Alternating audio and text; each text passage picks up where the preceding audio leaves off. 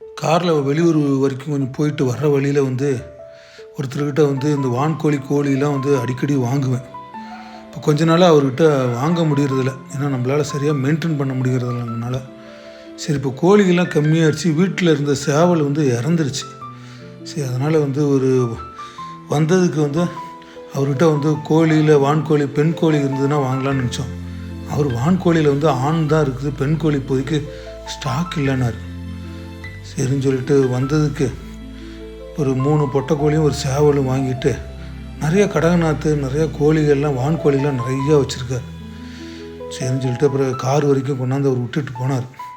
சரிண்ணா, அங்கேருந்து நாங்கள் ஒரு கோபிச்செட்டிப்பாளையத்துலேருந்து கிட்டத்தட்ட ஒரு 10 கிலோமீட்டர் தாண்டி தான் அந்த கோழி விற்கிறவர் இருக்கிறார். அவர்கிட்ட வாங்கிட்டு திருப்பி அங்கேருந்து காரில் அப்படியே வீட்டு நோக்கி வந்தோம். இந்த கோழிகள் இப்போ கம்மியானதுனால ஒரு 4 கோழி வாங்கி விட்டுலாங்கிற ஐடியாவில் தான் அப்படியே காரில் கொண்டாந்து சரின்னு சொல்லிட்டு அவரே கட்டி இந்த கார் டிக்கியில் அப்படி போட்டு கொடுத்தாரு.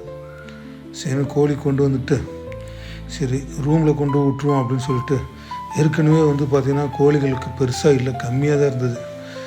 சரின்னு சொல்லி சேவல் வேறு இல்லை.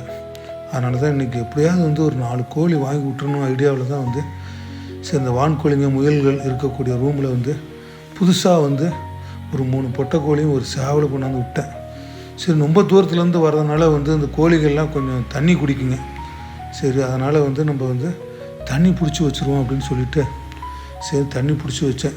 சரி, கோழிகள்லாம் மேய்ஞ்சிட்டு இருந்தது. அங்கேருந்து அப்படியே கிளம்பிட்டேன்.